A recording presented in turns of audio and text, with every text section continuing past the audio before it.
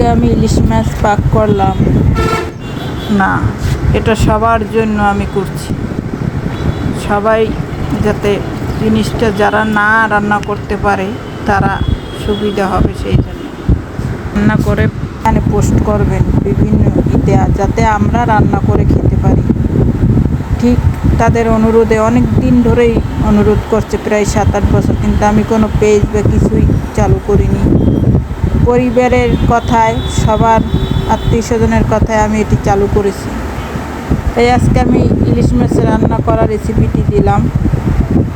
ইলিশ মাছ কেটে ধুয়ে রান্না করার জন্য প্রস্তুত করলাম।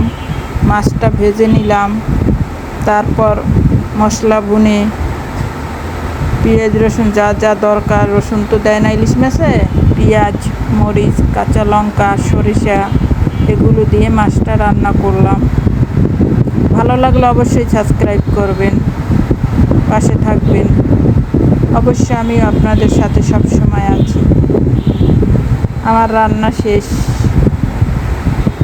আজকে আমি অন্য ধরনের একটু কথা এখানে মিক্স করলাম। রান্নার রেসিপি বললাম না, এটা দেখেই আপনারা শিখে নেবেন।